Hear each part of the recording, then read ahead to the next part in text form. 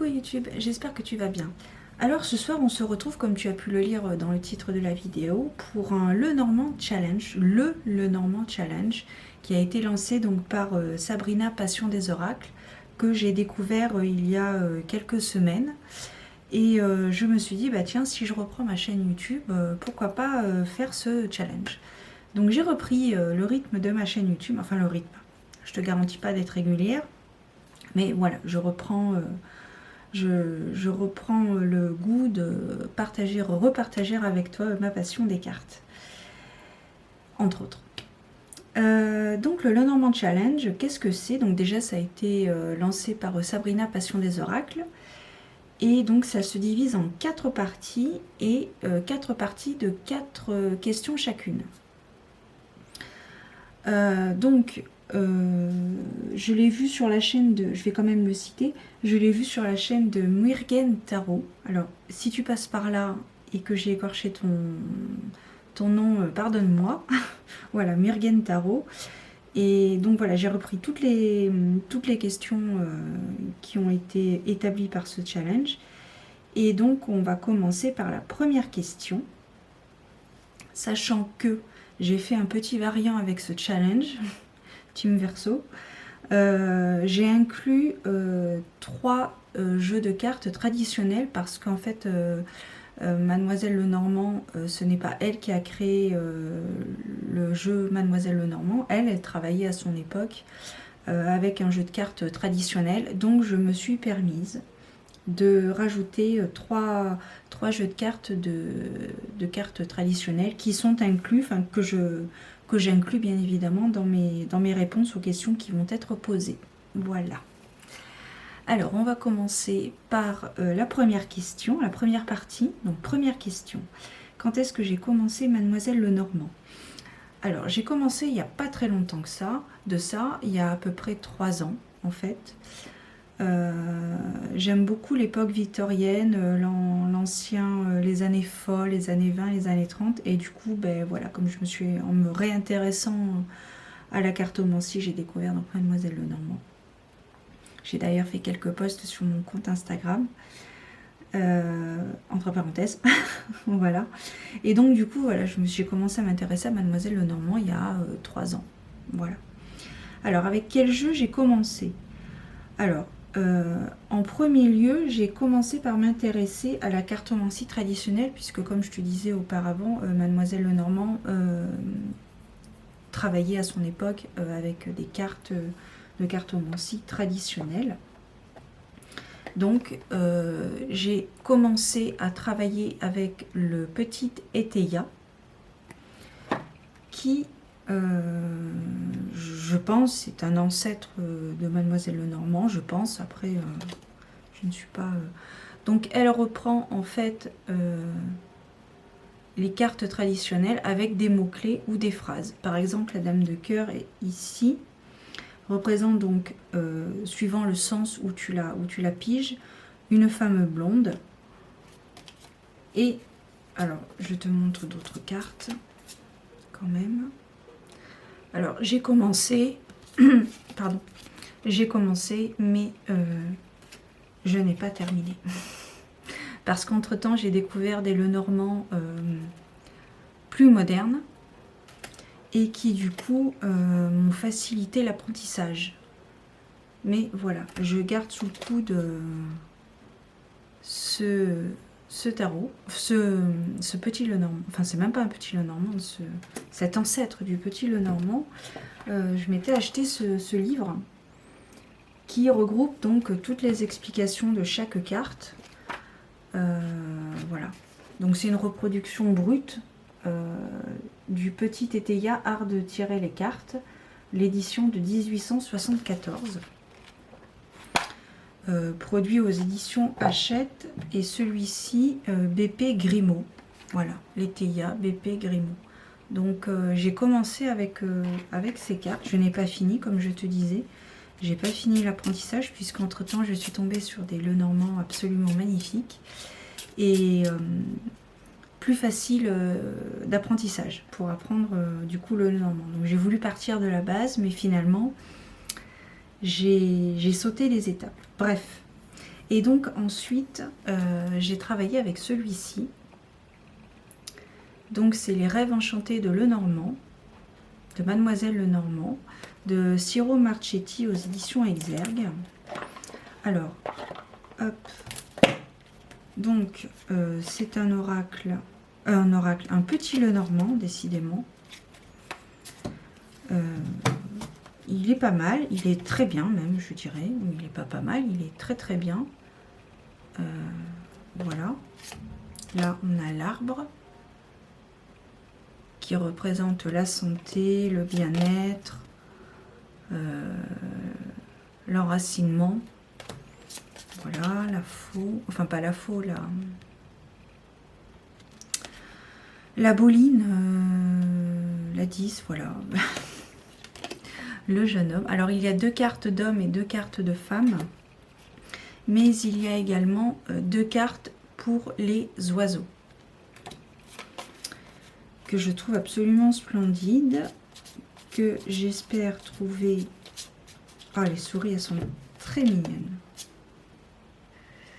Malgré leur signification qui signifie notamment le vol. Après, bon, bah, tout dépend de la question. Le serpent est très agressif, pardon. J'espère que tu vois assez. J'ai essayé de faire... Enfin, j'ai essayé. Il s'avère que c'est le soir. Et le soir, j'aime bien quand je suis cosy chez moi. Tranquillou biloute, comme dirait l'autre. Et voilà la carte des hiboux. Pour la communication avec hop, les oiseaux. L'autre carte des oiseaux. Voilà. Alors, je vais essayer de faire des vidéos pas trop longues. Normalement, ça devrait aller. Il n'y a que 4 questions. Donc, normalement, ça va. Voilà. Tu as un livret accompagnatif avec. De toute façon, tu vas le revoir tout à l'heure puisque il répond également à une autre question. Ensuite, ouais, c'est ça. Oui.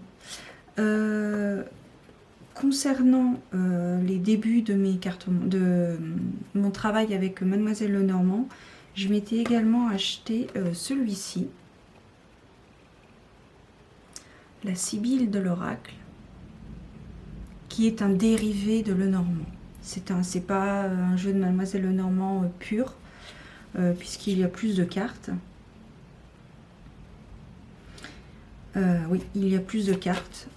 Donc là, le principe est le même. Vous avez une illustration avec la représentation de l'illustration, la carte traditionnelle, la carte à jouer traditionnelle et le mot. Voilà. Donc il est traduit en plusieurs langues, comme tu peux le voir aux 4 coins des cartes. Et au milieu, il y a la traduction en français. Donc voilà. Je l'ai trouvé pas mal. Alors, je le répète, ce n'est pas un jeu de Lenormand, mais c'est un dérivé de Lenormand.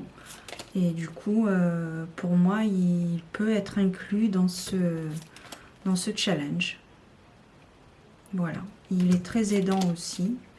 Il permet également de travailler aussi sur la cartomancie traditionnelle, la carte à jouer traditionnelle. Donc, il est vraiment très très bien. Voilà. Et pour finir avec quel jeu j'ai débuté, il y a aussi celui-ci. Donc c'est le Gypsy Fortune Telling Cards, l'oracle de la gitane, je crois, ou de Tzigane, quelque chose comme ça. Qui est pas mal aussi, qui est dans le même registre que l'oracle de la Sibylle que je viens de te présenter. Voilà, vous avez une illustration avec le mot-clé en bas. Alors, il est traduit en plusieurs langues, donc tu as plusieurs mots traduits. Voilà. Ici, on a la visite. Et puis, j'aime bien aussi, j'aime beaucoup le côté vintage. J'adore. Donc, c'est pour ça que tu verras ce jeu plus tard, parce qu'il répond aussi à une autre question. Quels sont mes livres sur le Lenormand, sur Mademoiselle Lenormand? Alors, j'ai un livre. C'est celui-ci. Donc il appartient, donc il est inclus dans un jeu Lenormand qui est comme ceci. Donc c'est le coffret Lenormand carte oracle divinatoire, pardon. Voilà. Alors il a été repackagé, comme je dirais. Il est ressorti, le packaging est différent, mais il est de Kathleen Matthews, non? C'est pas. Je crois que c'est elle qui l'a fait. Je suis pas sûre. Il me semble que c'est Kathleen Matthews.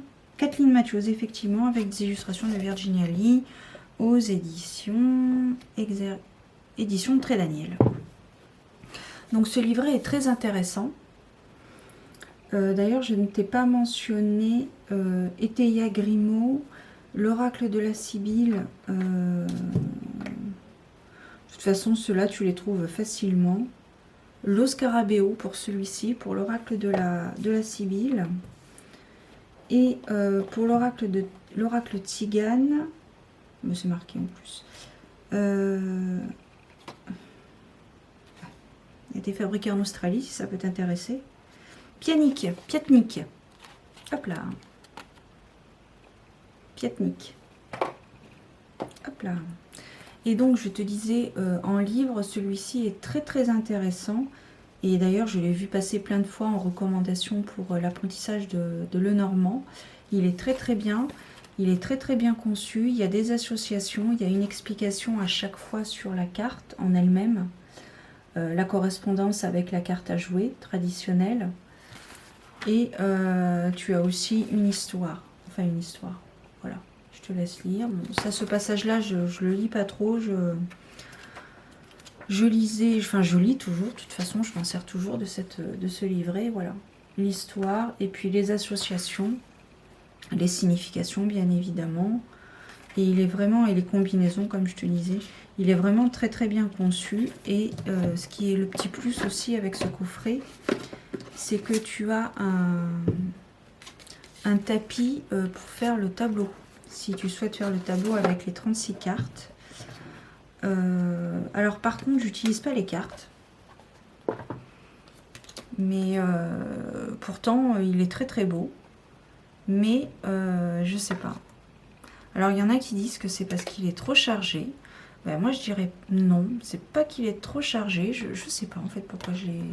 Est-ce que c'est parce que j'en ai déjà plusieurs et qu'effectivement c'est pas automatique comme les antibiotiques.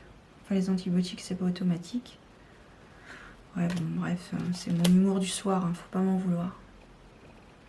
Oui, je sais pas si c'est parce que j'ai d'autres Lenormand que j'utilise, mais c'est vrai que il a un côté witchy, époque victorienne, que j'aime particulièrement. Beaucoup. Voilà. Il est vraiment très très beau celui-ci. Je l'ai d'ailleurs mis dans une petite pochette à part parce que c'est vrai que du coup le coffret comme il prend de la place, je le mets autre part. Et du coup j'ai toujours le livret à portée de main. Et sinon je me suis beaucoup aidée aussi des vidéos sur la chaîne de Claire de Lune. Qui a fait une playlist sur le jeu de Mademoiselle Lenormand avec des associations, des propositions de tirage, des explications. Et j'ai trouvé ça très très bien. Donc voilà. Ensuite, mes Lenormand préférés. Alors là, c'est compliqué. Hein. J'en ai pas beaucoup, mais alors les Lenormand préférés, mais que j'utilise pas forcément. Mais le Normand préféré, mais que j'utilise pas forcément, eh bien je vais dire celui-ci. Donc le Normand oracle divinatoire de Kathleen Matthews. Voilà. Celui-ci c'est l'un de mes préférés. On va en prendre un deuxième. On va en prendre un deuxième. C'est sûr. Hop. Ah, le livre. Il est magnifique le livre. J'adore. C'est particulier, hein. Alors ça, c'est une carte additionnelle, c'est la carte de la voyante. Là, on a les poissons. Il est sombre, hein. Là, on a les souris. Ouais. Là, on a les souris. Voilà. Et donc, mon deuxième préféré, par contre, celui-ci, j'utilise beaucoup. Il est dans mon sac à main. C'est celui de Célia Melville. Donc, c'est le reflet de lune, donc par Célia Melville, qui a été donc autoproduit, puisque c'est elle qui l'a créé de A à Z.